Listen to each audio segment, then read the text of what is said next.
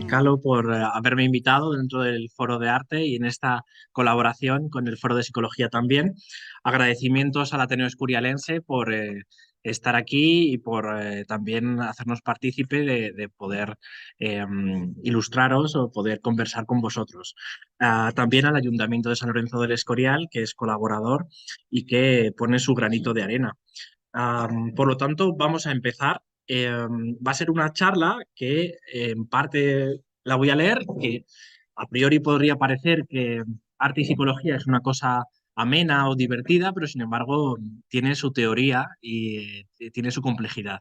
Por lo tanto, a pesar de que os lo lea, quizás lo interesante puede ser que en cualquier momento levanten la mano y podamos iniciar un diálogo sobre esos términos que a veces pueden ser un tanto oscuros si uno no está acostumbrado a poder escucharlos. He decidido comenzar esta ponencia con tres citas. La primera es de 1960 y la dice Dubuffet y dice: el arte no se acuesta en las camas que se le han preparado, se va en cuanto alguien pronuncia su nombre. Lo que le gusta es pasar desapercibido. Sus mejores momentos son aquellos en los que se olvida su propio nombre. La segunda cita es de Ramón y Cajal y dice: toda obra grande es el resultado de una gran pasión puesta al servicio de una idea. Y por último, Kandinsky nos cuenta y nos dice que Kandinsky, además de ser un gran artista, fue un gran teórico del arte. El artista es la mano que, mediante una tecla determinada, hace vibrar el alma humana. Y a partir de aquí comenzamos con las definiciones. ¿Qué es el arte? ¿Qué es la psicología? Si la psicología es el estudio de la mente, si la psicología es el estudio del comportamiento. Psique quiere decir alma. Es decir, que en los inicios nosotros, los psicólogos, éramos aquellos que utilizábamos nuestra precisión para hablar sobre el alma. Luego, poco a poco, se ha ido precisando y se ha ido haciendo más riguroso ese vocablo, ese término. El arte es una manifestación de la energía empleada por un creador artístico para expresar su visión del mundo. Y tenemos que decir que cuando utilicemos la palabra energía, que es de difícil definición, vamos a querer decir que es la capacidad que posee un sistema para trabajar. Esa sería la definición más operativa, porque como sabemos, la palabra energía puede provenir de la física, puede provenir de la biología y nos van a querer decir cosas diferentes, pero no estamos en el esoterismo, no son energías de un tipo determinado o espiritual, sino que estamos dentro de la ciencia. A partir de aquí decimos que el arte es humano y subjetivo en todos sus niveles. Es decir, el animal no hace arte, es una sensibilidad estética que tiene el ser humano. Conocer el procesamiento del arte desde el punto de vista cognitivo es entender por qué es un área del ser humano tan compleja y al mismo tiempo es fascinante. Los distintos estilos artísticos dan buena cuenta de dicha complejidad y acercan al lector a una visión holística que se ha de tener en cuenta en relación al ser humano. Y ahora vamos a pasar, a ver, abajo hacia abajo, ¿no? Bueno, pues vamos a pasar a hablar de neurociencia y de hemisferios cerebrales. Dentro de que es una cuestión estudiada, pero no es determinante, y depende de otros factores, pero el hemisferio izquierdo y el hemisferio derecho también están relacionados con el arte. Entre los factores que influyen en el proceso de percepción, entendimiento y creación artística, vamos a encontrar la llamada lateralidad. ¿Y a qué nos referimos con lateralidad cuando hablamos? Pues que sea más predominante un hemisferio frente a otro. ¿Lo hacemos más grande? Fenomenal. Eh, pues a ver si me ayudan. Luego nos regañan porque Genial.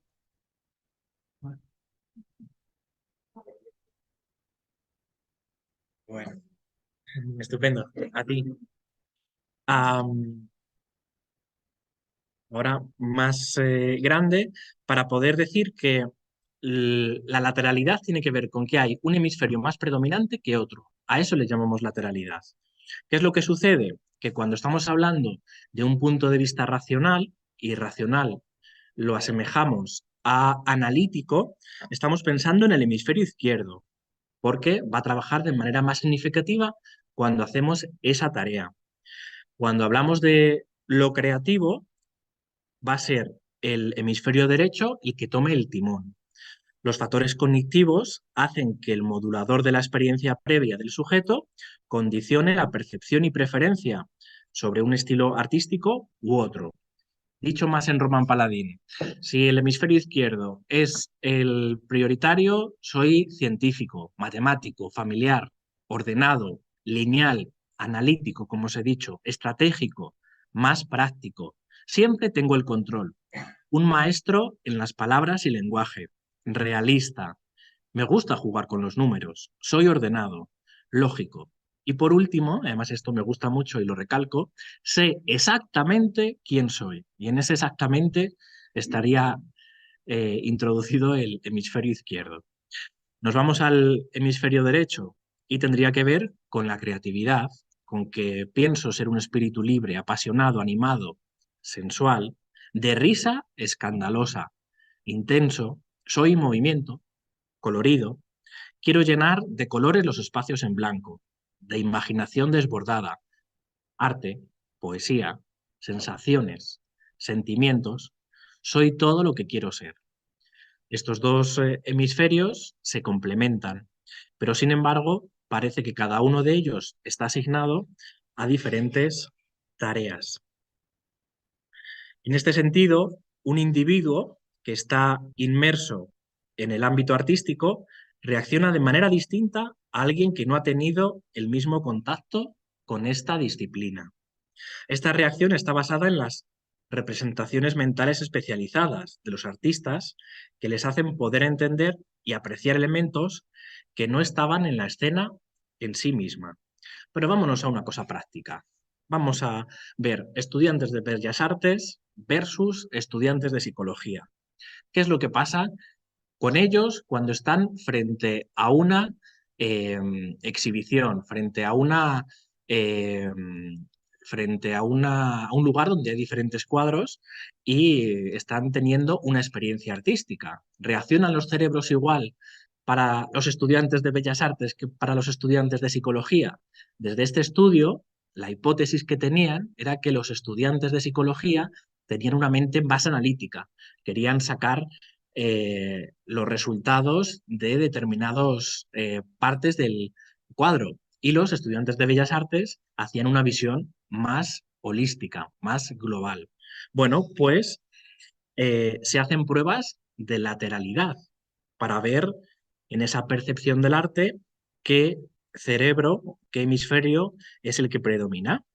Y se evidencia una predominancia del hemisferio derecho en los estudiantes de Bellas Artes, cuando apreciaban distintas obras, mientras que en los estudiantes de psicología se encontró un predominio mayor del hemisferio izquierdo durante la misma tarea. Es decir, tenían que hacer lo mismo, pero cada uno se dirigía de manera diferente en relación a su bagaje. Estos datos se explican teniendo en cuenta que los individuos más relacionados con el arte realizan un análisis visual en un nivel distinto que los sujetos que no pertenecen a este campo. En este sentido, en quienes existe una predominancia del hemisferio izquierdo, estudiantes de psicología, parece producirse un análisis crítico, profundo, del contenido semántico de la información percibida, al encargarse el hemisferio izquierdo, como os decía anteriormente, que además también es el mismo hemisferio que trabaja el lenguaje. Este ordenamiento semiótico, en pasos comprensibles, que el sujeto realiza de forma instintiva, se denomina gramática generativa y va a ser Chomsky quien la desarrolle. Pero hoy no vamos a seguir hablando sobre este término, pero sí que había que mencionarlo y había que ver la diferencia entre un tipo de observación de un cuadro por unas personas y otras. Vamos ahora con las fases. Y las fases tienen que ver con las edades en las que uno aprende a ver arte. Y además, este dibujo del niño ante la lluvia es un test que utilizamos los psicólogos con criterio diagnóstico. Y ahora os voy a decir cómo llegamos a ello. Respecto al desarrollo de la habilidad cognitiva necesaria para creer, para entender el arte y para crearlo, existe un proceso complejo. Y este proceso complejo arranca en la infancia, aproximadamente desde los 6 años de edad. Existen 3 estadios en el proceso del desarrollo creativo del arte, donde los 2 primeros son secuenciales, pero sin embargo en el tercero surge por la necesidad de incluir características que no estaban contempladas previamente y que son características necesarias si el sujeto desea expresarse de una manera fidedigna o de una manera entera. El procesamiento de la información visual engloba no solo aspectos fisiológicos, sino también emocionales, dado que la creación del arte y la interacción entre el perceptor y el objeto artístico se halla bajo diversas leyes que le otorgan un significado vinculando a cada significado una emocionabilidad. Y esto hace que diferentes elementos provoquen diferentes emociones. Hace un mes estuve en el Museo del Prado, había visto una buena crítica acerca de una exposición que era muy breve de diferentes cuadros y claro, tuve que pasar por la parte de abajo y era maravilloso. Es decir, me tuve que sentar del realismo que me daban todas las obras artísticas, ¿no? De todo lo que le invadía a uno, porque no nos damos cuenta y el Museo del Prado tenemos auténticas maravillas y tienen que ver con todo lo que consiguen transmitir. Además, como luego os voy a contar, a veces transmite o a veces hay que diferenciar entre ver y observar. Y hay veces que ese refilón que a uno le daba pasando por diferentes salas del Museo del Prado producían una emocionabilidad eh, fuerte. Después, cerca de mí había varios instructores hablando de cuáles eran los significados de cada uno de los cuadros y claro, no es gratuito, ¿no? Todo lo que nos refieren los grandes artistas en el Museo del Prado u otros. Vamos ahora con el contenido psicológico del arte, desde la percepción del niño, del infante. Los dibujos de los infantes comúnmente llevan un significado profundo. Parece que nos quieren decir una cosa, pero además de eso nos dicen otra y expresan emociones y además hay representaciones emergentes que dependen en gran medida del ambiente físico, social, cultural e interpersonal del niño y que van acomodándose a los cambios de este. Muchos test proyectivos han usado este paralelismo entre la realidad y el modo de expresarse para evaluar el progresivo desarrollo del niño. Un claro ejemplo de este tipo de evaluación se encuentra en los test proyectivos. Como ejemplo, el test de la persona bajo la lluvia, y se utiliza como criterio diagnóstico la forma en que el niño plasmará sus sentimientos interiores a través de la interpretación de su esquema corporal, el dibujo de su cuerpo, y la manera que tiene de defenderse ante situaciones desagradables o ante supuestas situaciones desagradables, como puede ser la lluvia. Y digo el supuestas porque para cada uno es diferente. Habrá niños que la lluvia para ellos sea un momento de alegría y entonces justo este test ya no nos servirá porque se pensaba como una cuestión desagradable y cómo qué herramientas utilizaba para protegerse de ello. Pero es muy importante, tanto cuando uno habla con artistas como cuando uno habla con otras personas para poder evaluarlas, cuáles son sus contenidos y qué es lo que piensan frente a la propuesta, porque la lluvia no es para todos igual. Tomando en cuenta la utilidad de los materiales del ambiente que el infante emplea, en su concepción del mundo, podemos clasificar el mundo del niño en objetos de representación, objetos de expresión y objetos de investigación. Pero todo ello se queda para otro momento y para otro análisis de los dibujos de los niños. Para nosotros utilizamos sobre todo el dibujo de la casa, el dibujo de la familia, el dibujo de la persona, además de también el dibujo del niño ante la lluvia. Todo ello lo que hace ver es que dependiendo de cómo dibuje, del trazo, si es más grueso o es más fino, de los colores que utilice, del vocabulario para poder describirlo, nos está hablando de un tipo de niño, de un tipo de desarrollo. No es igual dibujar con 6 años que dibujar con 12. Entonces hay un paralelismo fuerte entre el dibujo y el desarrollo madurativo del niño. Por lo tanto, tenemos que verlo también como termómetro de qué está pasando en la psiquis de este infante. Por otro lado, los dibujos y otras representaciones gráficas de un niño son el resultado de la percepción de la realidad que le rodea. Recuerdo que había un niño que me dibujaba 2 monos y uno de ellos estaba diciéndole un secreto a otro. Y le digo, ¿pero qué es lo que le dice? Le dice que sus padres se van a separar. Entonces, era un emergente que sucedía en esa familia y que nadie lo había dicho en consulta hasta ese momento. Y él necesitó hacer ese dibujo y expresar eso para poner sobre la mesa algo que estaba pasando familiarmente y que nadie se atrevía a decir. Entonces, bueno, es una herramienta también que nos da contenido para poder continuar con las sesiones.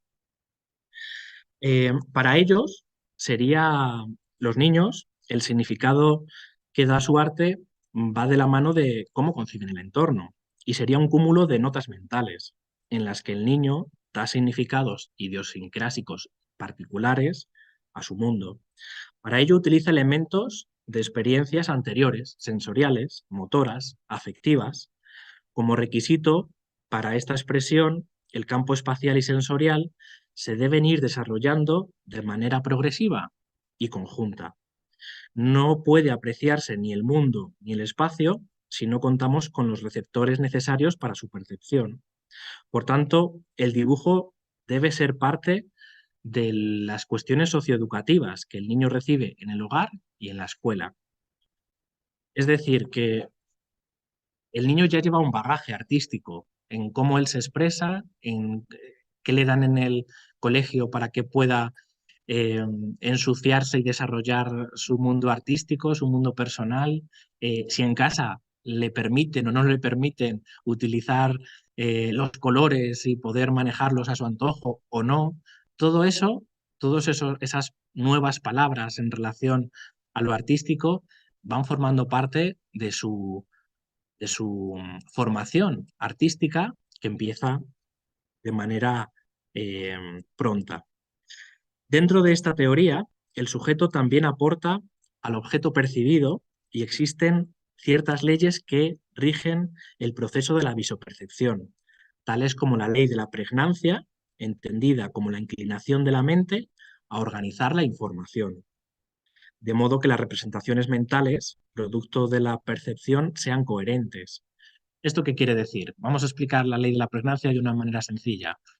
Cuando nos sentamos en el césped y miramos al cielo, vemos nubes. ¿Habéis jugado alguna vez a intentar adivinar formas viendo nubes? Pues eso tendría que ver con la ley de la pregnancia, que es que de una manera a veces automática tendemos a darle forma a aquellas imágenes que vemos, aunque no tengan a priori un sentido. Estaría, por una parte, la ley de la pregnancia y luego estaría, por otra parte, la ley de cierre, que tiene que ver con que cuando hay una imagen y le falta una parte de la misma, mi cabeza tiende a inventarse esa parte final en relación a todo lo que ha observado.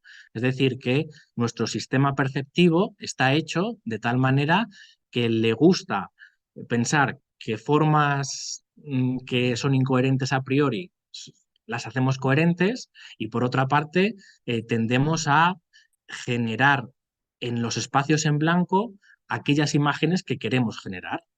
¿Esto qué quiere decir? Pues si habéis visto Blade Runner, entre los humanos y los que no eran humanos se distinguían en dos cosas. Una era que los humanos tenían emociones y no se llamaban robots, tenían otro nombre, y los robots no lo tenían, los replicantes, gracias, y también era justo esto, donde el psicólogo le pone al replicante o al humano una ficha y se ve si hace o no esta ley de la pregnancia o ley de cierre, donde finaliza el dibujo que le han puesto delante. Bueno, de esta manera tenemos que saber que la imaginación a la hora de cerrar y de hacer ordenamientos del humano es alta y que también eso nos constituye como humanos. Eh, y hacen un bagaje al niño y a cada uno de nosotros. Otro concepto que también tenemos en cuenta es el concepto de la figura fondo. Y eh, esta ley de la figura fondo tiene que ver con la escuela de la Gestalt, donde trabaja mucho este tipo de consideraciones. Y eh, esta ley indica que el fondo de la figura percibida será los objetos más difuminados y los que no logren establecer un patrón determinado.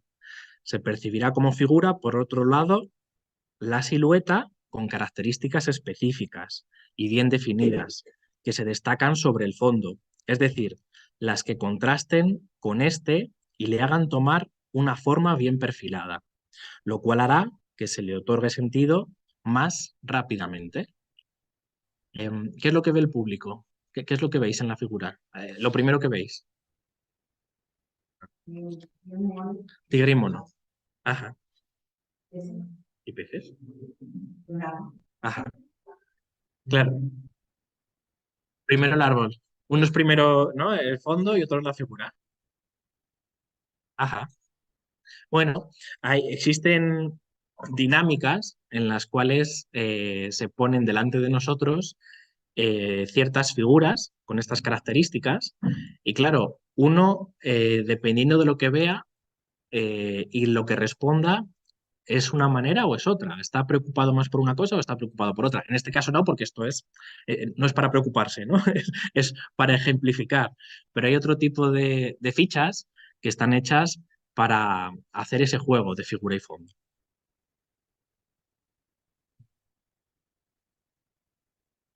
¿Queréis? Ajá, ajá. Sí, tienes. El Rochard está hecho con ciertas consideraciones en relación a las figuras y a lo que uno ve en ellas, ¿no? Y al estudio de muchas personas que han respondido a esas figuras del Rochard. Además, es un test que se necesita años de estudio para poder pasarlo. Es decir, que las consideraciones y las conclusiones de él son muy necesarias y tiene que ver justo con esto, ¿no? Con qué ve cada uno en ellas. Los test de la persona humana o del niño son más sencillos, pero sin embargo el Rochard cuenta con una teoría eh, muy consistente.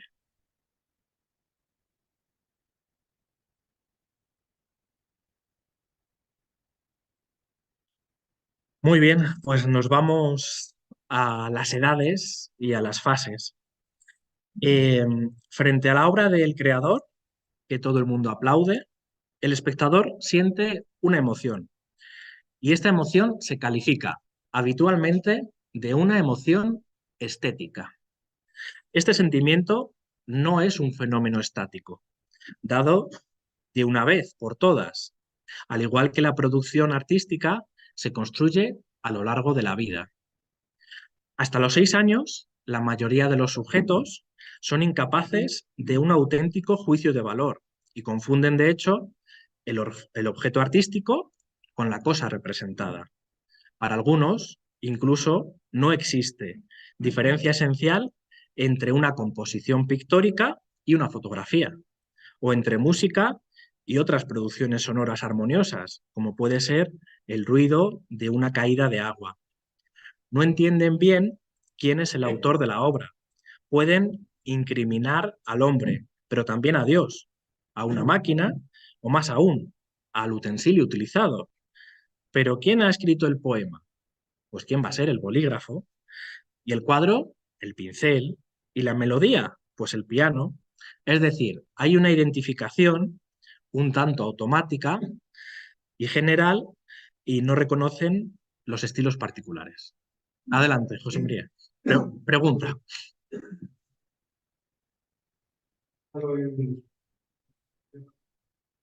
Que es un programa que las clases de ayer.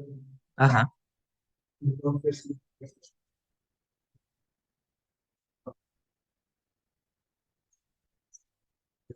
bueno, pues,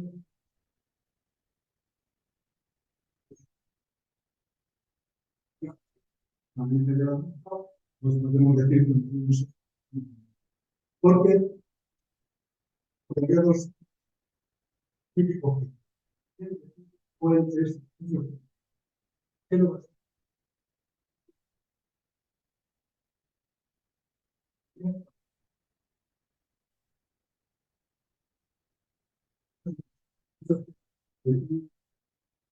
esto a lo mejor es más típico de lo que decir un poquito antes que un niño empieza cuando empieza a hablar y a darle es capaz de hacer más. Muy bien. Lo que pasa es que hay dos maneras de pensar, o posiblemente muchas. Por una parte, cuando uno está frente al niño, no hay que decirle, si tienes menos de 6 años no tienes ni idea de lo que estás diciendo. No, no es eso. Eh, si uno lo ve desde el punto de vista terapéutico o educativo, hay que animar a que el niño haga y participe de lo artístico, ¿no? Y no tenga miedo y conozca los diferentes colores, las diferentes figuras, se le pueda poner en contacto con autores artistas que nos gustan, que no nos gustan, pero que ellos a lo mejor sí. Eso es una cosa. Es decir, y por esa parte, todo mi apoyo a que no tenemos que ir con prejuicios, ni tenemos que ir con un modelo, ya sea el de Piaget o cualquiera, a atender al niño. Eso es una cosa. Pero luego otra cosa es el estudio. Es decir, cuando uno está estudiando, uno sabe que hay ciertos hitos que suceden. Por lo tanto, cuando uno ve la documentación o cuando uno ve los datos, puede concluir que antes de los 6 años es de esta manera, de los 6 a los 7 es de esta otra y de los 10 en adelante eh, es de otra manera. Por lo tanto, estadísticamente tiene esas características. ¿Que hay múltiples teorías? Sí, las habrá. Pero a mí sí que me parece que una cosa es cuando uno va a estudiar un fenómeno que tiene unas características determinadas y otra cosa es cuando uno se mete en un aula con niños. Y evidentemente hay que abandonar todos los modelos de estudio o de investigación, porque entonces uno cercena eh, lo artístico que tenía ese niño. Pero luego, si quieres, podemos seguir conversando, que sé que es un tema que te interesa. Eh, Hacia los 6 o los 7 años, el interés del niño se centra más en las obras realistas. La perfección de la imitación constituye su criterio esencial de evaluación. Es decir, hay veces que jugamos con ellos y hacen un león y le dices, pero que el león es azul. ¿Pero cómo va a ser el león azul? ¿No te das cuenta de que es amarillo? ¿No? Entonces, hay una predisposición por el mundo realista, tanto de ellos como a veces también de sus profesores.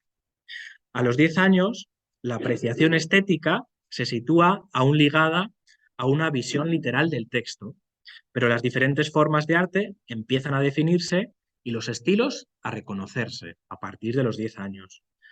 Más tarde, el juicio liberado del principio realista se afinará progresivamente, permitiendo la plena apreciación del objeto del arte. Las figuraciones imaginarias, simbólicas o descriptivas, los matices cromáticos o musicales, los aspectos expresivos y emocionales, las cualidades técnicas serán apreciadas a partir de este momento. La huella génica, que la huella génica tiene que ver con nuestro bagaje, es nuestra formación.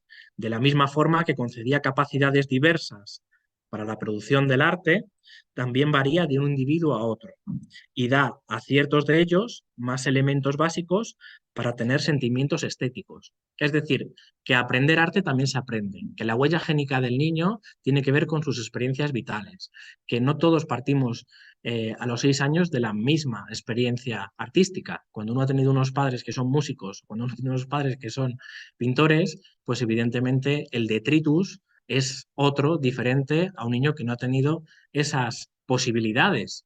Luego puede ser que su formación varíe, que aquel que no ha tenido esa prontitud pueda alcanzar al que sí que ha venido de una familia donde esa huella génica ha sido más desarrollada. Pero la aptitud final depende de la educación y del marco afectivo-cultural en el cual se desarrolla el sujeto. No es igual aquellas familias donde van con sus hijos al museo y donde les dejan pintar, aquellos que le dicen, no, no pintes, que son tonterías, mejor ponte a hacer esta otra cosa. Bueno, pues todo eso se fijan en los estadios primitivos. Algunos individuos, por ejemplo, son incapaces de apreciar una obra que no se refiera únicamente a la realidad objetiva. Y es interesante citar al respecto un trabajo de Pearson donde intentaba establecer los estadios de la capacidad de percepción del arte. Y dentro de la teoría del desarrollo evolutivo, dijo que había distintas etapas y que había un pensamiento estético que tenía que ver con intentar explicar ciertos aspectos de la historia del arte, imaginando que la evolución del arte reproduce, en cierto modo, la ontogénesis. Y aquí os voy a dar dos conceptos, uno que es ontogénesis y otro que es filogénesis. Y estos términos, ¿qué quieren decir? Que son tan peculiares. Ontogénesis quiere decir el desarrollo del ser, y el ser es desde que nace hasta que muere, desde que es embrión hasta que fenece. Por lo tanto, cada uno de nosotros podemos tener esa ontogénesis. La filogénesis, sin embargo, va a ser la historia de la especie. Es decir, desde la prehistoria hasta la actualidad, estamos en la filogénesis y cómo han ido pasando por diferentes fases en relación a lo artístico, a lo primitivo, a la Edad Media, al Renacimiento.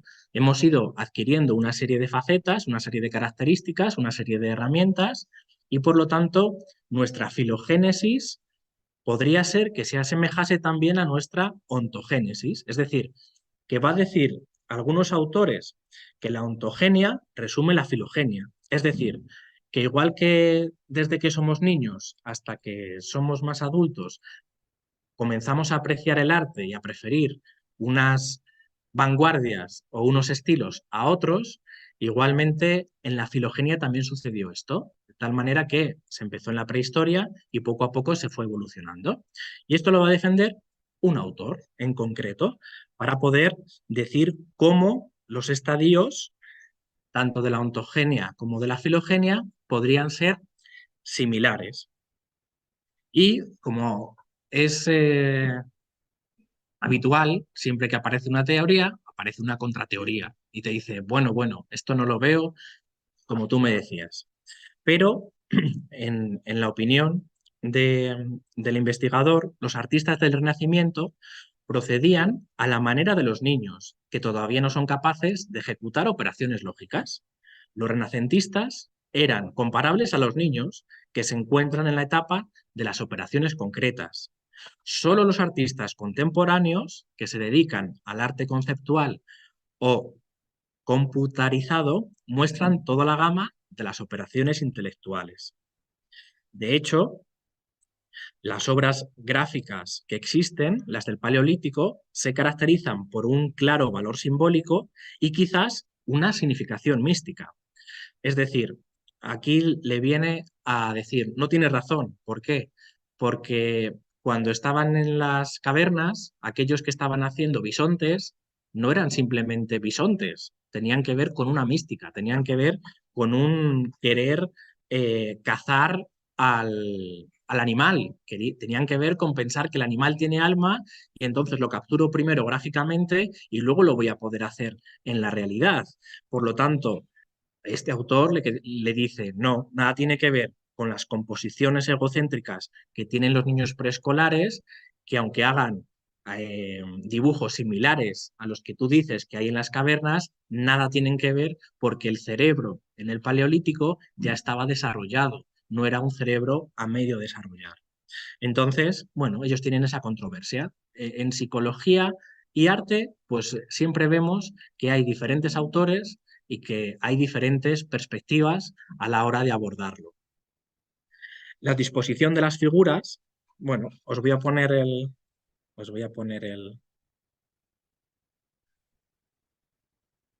y así lo podemos ver. Por el contrario, evocan un sistema coordinado que tuvo probablemente que ver con la expresión de concepciones religiosas y mágicas. El aspecto de las primeras obras depende más bien de las condiciones geográficas, económicas y sociales que dirigían la vida de los hombres, de aquella época de una supuesta inmadurez artística, difícil de documentar. Bueno, este era un debate que había. Y Vigorous, que es quien debate y quien trae esta reflexión, hace también un análisis crítico de la posible clasificación de lo artístico en función de la especialización hemisférica, que permite sostener que existe en el arte un hemisferio izquierdo y otro derecho. Y para eso utiliza, para su tesis, un modelo clásico, que tiene que ver con la emoción estética y que supone que siempre en cada actividad es necesario que los dos hemisferios estén dentro de una actividad. Es decir, que no, aunque pueda ser más predominante uno que otro, siempre se necesitan ambos. Si tomamos en cuenta las distintas estrategias utilizadas por el cerebro para la comprensión de la realidad, no es posible distinguir muy claramente el hemisferio derecho, caracterizado por la expresividad emocional o intuitiva, y matizada, pero poco ordenada, del hemisferio izquierdo, definido por notaciones más racionales y organizadas. Así, el hemisferio derecho activaría una toma de posesión global inmediata, intuitiva de la obra, y el izquierdo, por contra, llevaría a cabo un análisis secuencial y temporal de la composición. Lo que nos dice el autor es que si vemos esta eh, diapositiva, esta pintura, no podemos saber qué hemisferio era el predominante, porque depende de cómo lo pensemos, puede ser de una manera o puede ser de otra. Por lo tanto, aunque esté contrastado qué hemisferio se dedica a qué cosa, una vez que uno tiene delante la materia prima con su dibujo presente, no podemos determinar qué ha pasado dentro del cerebro del artista exactamente, ¿no? Por lo tanto, eh, eso sería también una conclusión, que a veces hay una incertidumbre en relación a lo que podemos decir después de que la obra esté en nuestras manos de cómo funcionó el cerebro de esta persona. Lo que sí que nos ha pasado y lo que sí que está ampliamente estudiado son artistas, pintores que han tenido una lesión cerebral. Eso sí que está muy contrastado y muy registrado. Y ahora os voy a contar 3 casos de 3 personas que tuvieron estos padecimientos y qué es lo que pasó, qué parte de su cerebro quedó lesionada y si pudieron o no acabar con aquello que se proponía. Y vamos a resumir muy brevemente estas evidencias. Cuando un escritor o un pintor o un músico sufren una lesión en su sistema nervioso, las posibilidades creativas no se aniquilan más que cuando la alteración afecta a una zona indispensable para la expresión del talento. Baudelaire, por ejemplo, tuvo, ya siendo mayor, una hemiplegia derecha, asociada a una afasia de Broca. La afasia de Broca es aquella que te impide la expresión y como consecuencia, en su caso, porque era muy elevada y muy extensa, no pudo escribir más. Sin embargo, tenemos el caso de Valéry Larbaud, poeta y novelista, apasionado por la literatura extranjera, que tuvo también, esta vez de joven, una hemiplegia derecha.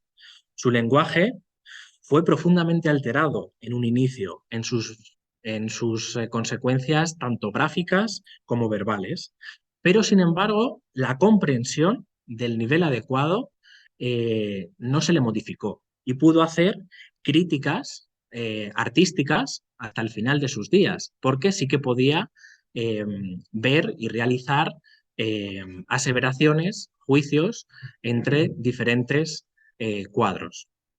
Por otra parte, tenemos al querido Van Gogh y probablemente con esquizofrenia, sin probable epiléptico y un genio atormentado.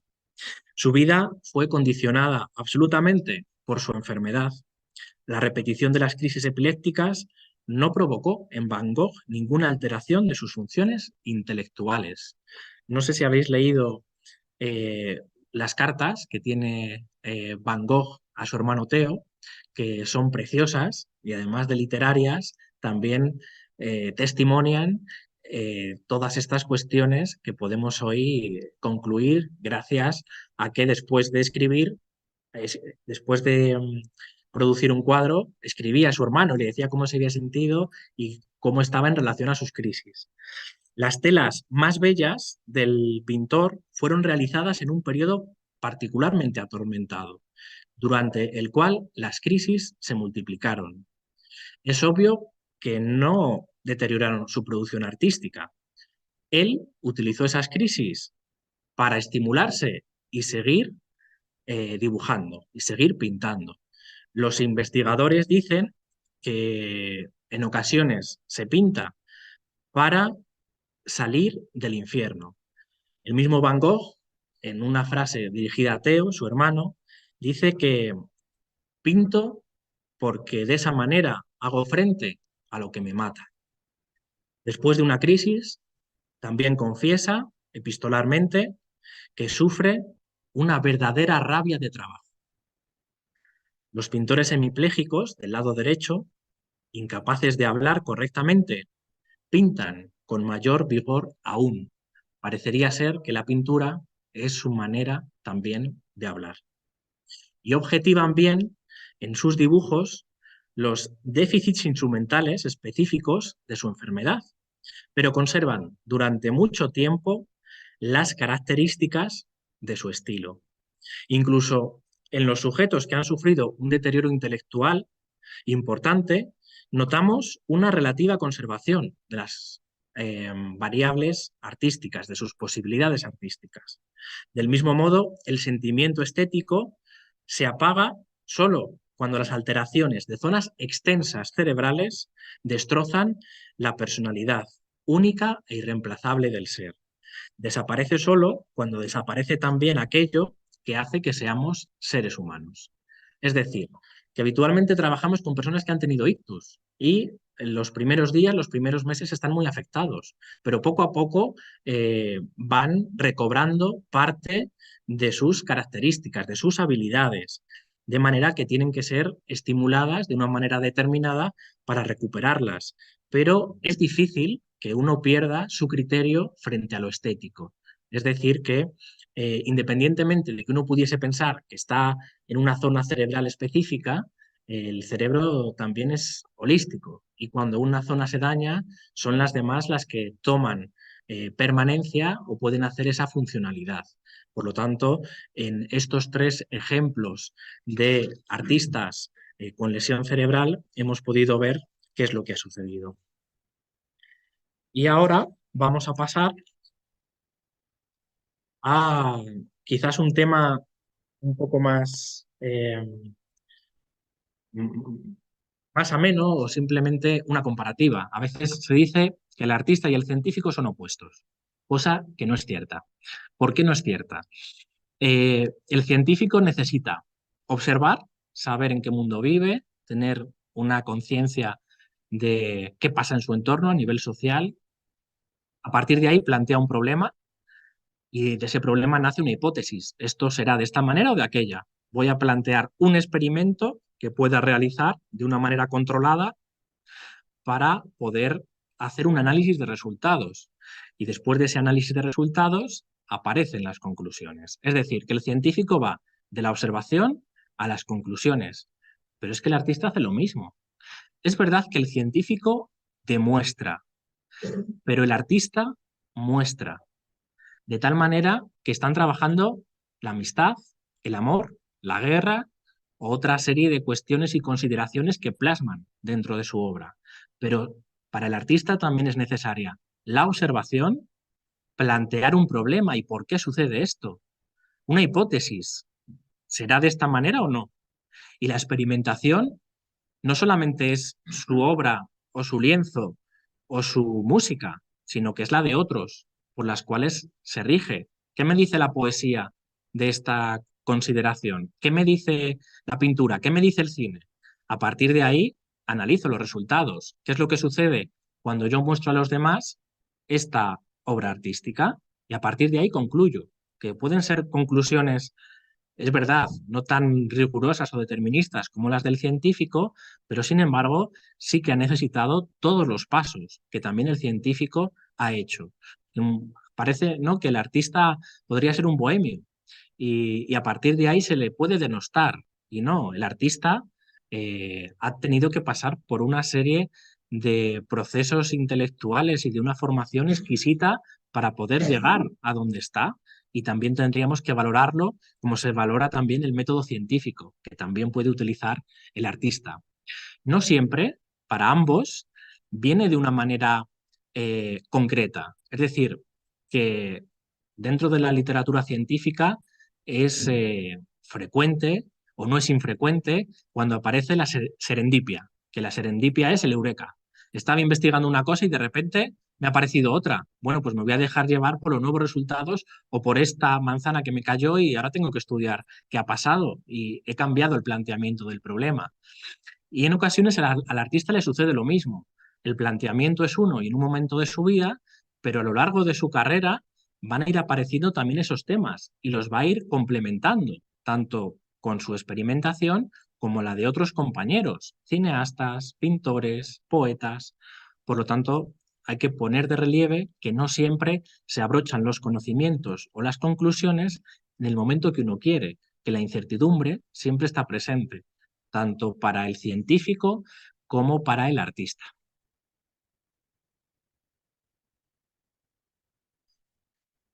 Bueno, aquí vamos a llegar después de que os hable de los estilos pictóricos y sus efectos sobre el procesamiento.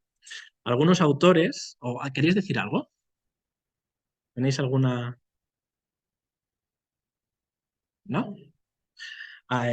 Los estilos pictóricos y sus efectos sobre el procesamiento.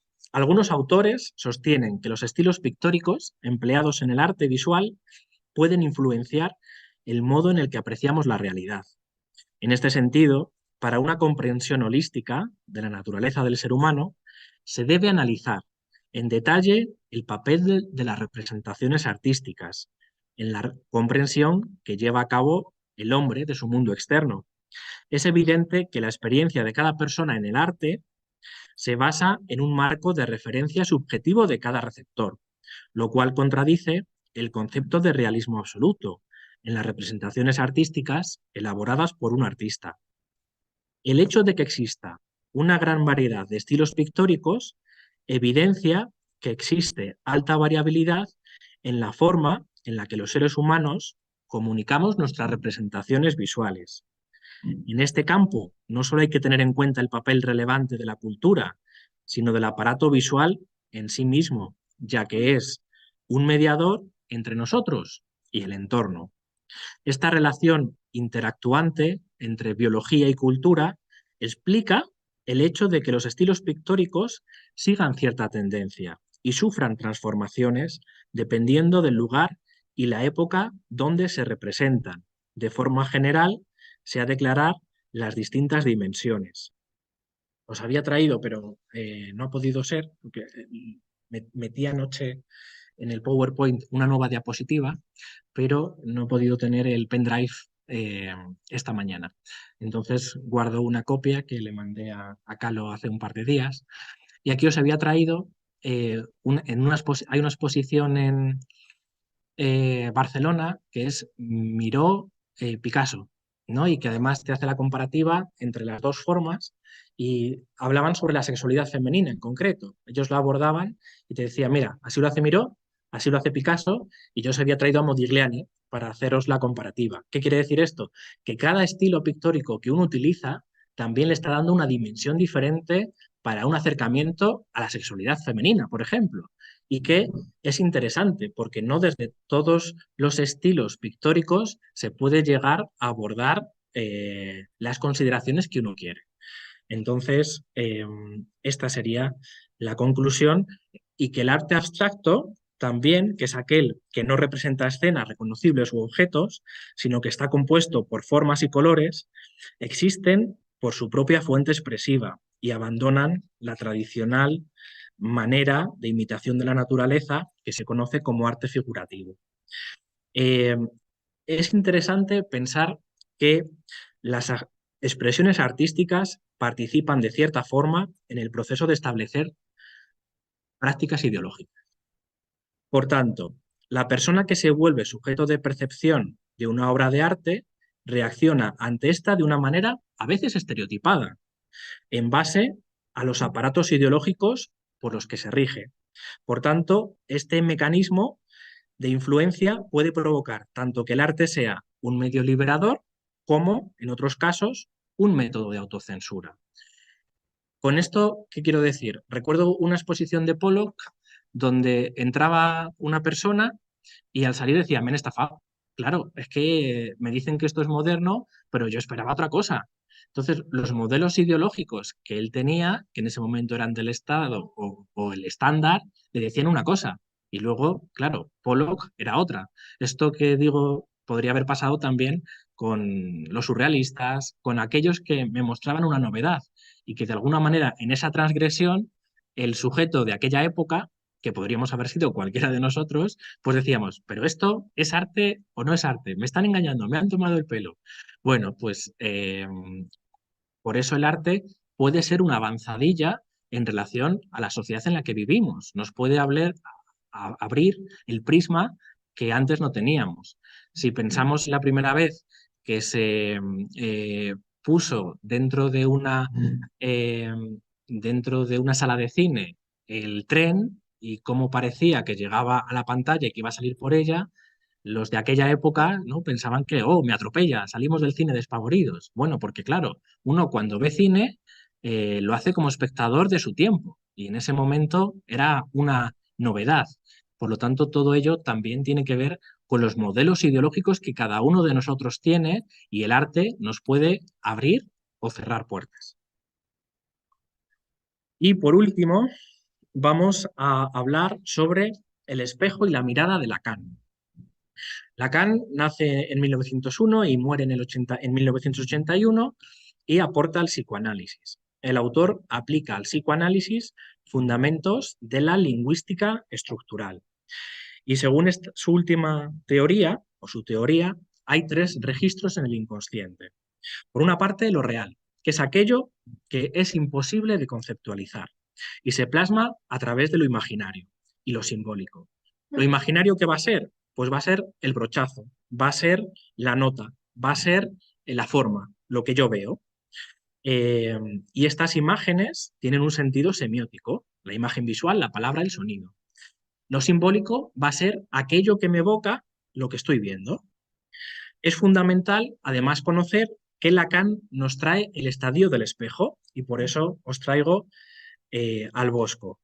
En esta etapa del desarrollo infantil, el autor nos dice que lo imaginario se desarrolla entre los 6 y los 18 meses de edad.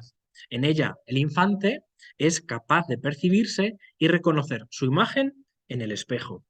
Y en vez de observar únicamente las partes de su cuerpo, lo hace de una manera alegre y diciendo, este soy yo, este que está en el espejo, soy yo, soy Víctor, soy Pedro, soy Juana. A partir de ahí, ve su yo como un todo. Y Lacan va a mencionar que en los sueños no ocurre esto, donde nos percibimos en ocasiones como mutilados, como fragmentados, como cuerpo despedazado, y va a tener el ser humano un miedo a esta desintegración del individuo. Y pone que para experimentar esto, el Bosco hizo el Jardín de las Delicias, donde se pueden ver humanos con diferentes formas y no siempre completos. En cuanto a la concepción sobre el arte, Lacan pensaba que las obras artísticas inventaban maneras nuevas de trabajar, con la ilusión para proyectar realidades que imitan a los objetos que representan, pero cuyo fin no es la propia representación, sino su apariencia. Y tanto él como Freud hablan de la sublimación a la hora de pintar. Sublimo, tengo un problema, en vez de enfrentarme con mi vecino, lo que hago es que pinto, lo que hago es que canto, lo que hago es que grito, lo que hago es que incluso hasta puedo insultar, pero jamás de las jamás es poder pelearme, ¿no? Poder llegar a la agresión. Por lo tanto, la sublimación tiene que ver con todo aquello generado por la palabra o generado de una manera más civilizada. También nuestro autor nos habla de dos conceptos, que es ver y mirar. Lacan nos habla de que esa función del yo, nacida en el estadio del espejo, eh, tiene que ver con un ver, pero que después hay otra cosa que tiene que ver con un mirar y que tiene que ver con un otro. Para ilustrar su tesis sobre el ojo y la mirada, Lacan utiliza recurrentemente el cuadro de Holbein, Los embajadores. Y aquí tenéis el cuadro de los embajadores con el que nos vamos a despedir después de que os cuente su simbolismo y si queréis después podemos conversar. No sé si lo conocíais. Ajá. Entonces, se observa sin dificultad a dos personajes representados, eh, Jean de Dintyville y Georges de Selve, apoyados en un mueble que aglutina diversos objetos con significados simbólicos. Sin embargo, lo que más llama la atención al contemplar la obra es que en su primer plano hay un objeto plasmado de forma difusa en la parte inferior central del cuadro. La parte del cuadro que observamos solamente de costado muestra el deseo de mirar, puesto que el objeto causa el deseo. Podemos ver, podemos ver que Los embajadores es de Hans Holbein el Joven y actualmente este cuadro está en la National Gallery de Londres y es una de las obras maestras del pintor y de la pintura general. Lacan nos cuenta la experiencia que tienen los visitantes a este museo. Yo tengo que decir que fui al museo, pero no tuve esta experiencia que él describió, que me parece maravillosa, y él lo cuenta.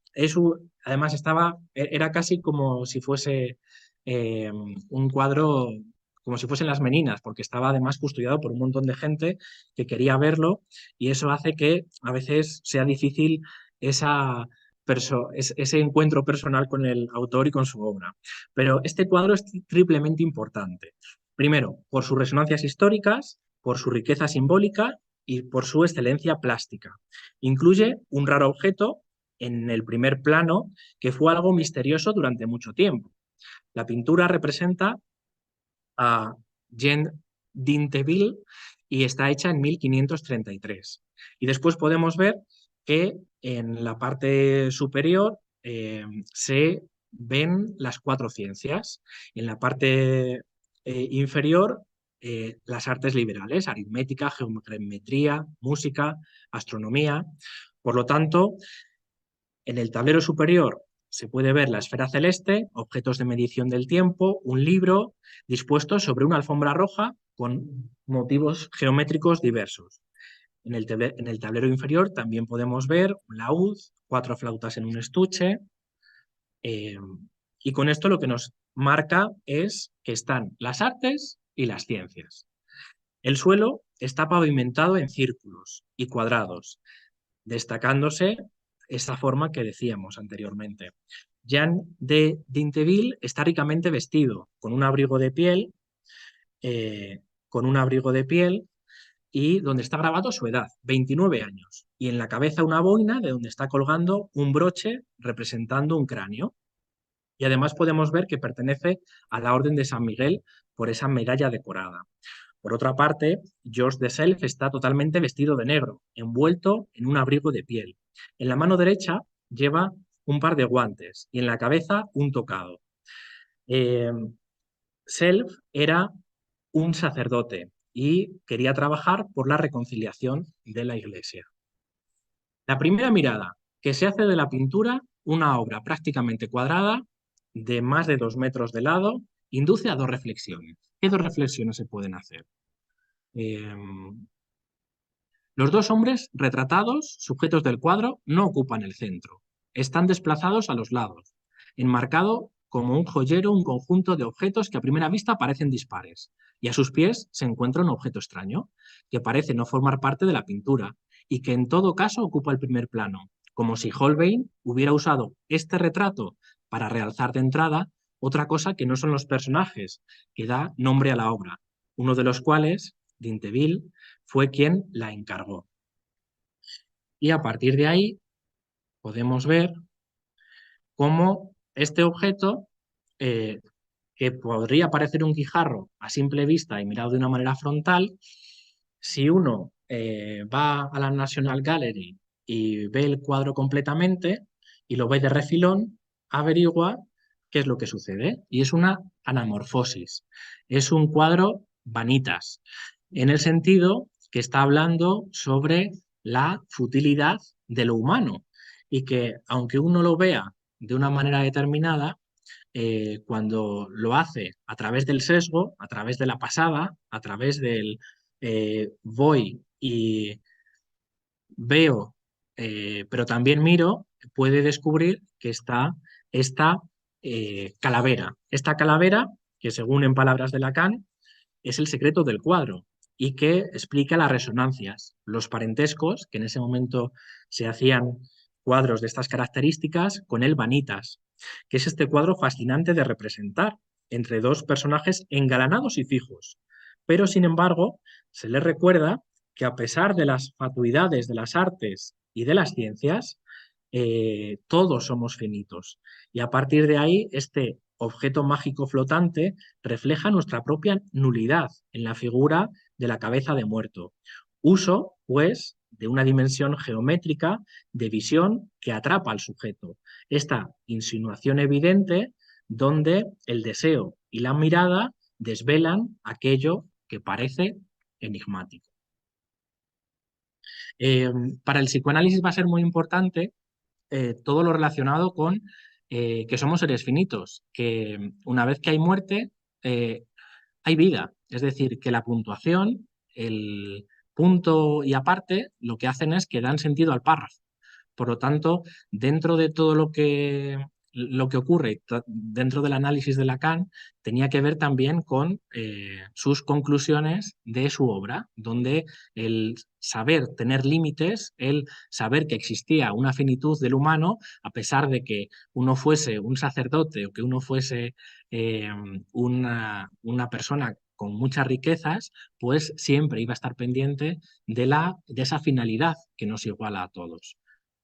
Por lo tanto, con esta obra de los embajadores, donde se puede adivinar este significado oculto dentro del cuadro, además hablando sobre las artes y las ciencias y que todo tiene su finitud, pues acabaríamos esta charla coloquio, donde ahora si queréis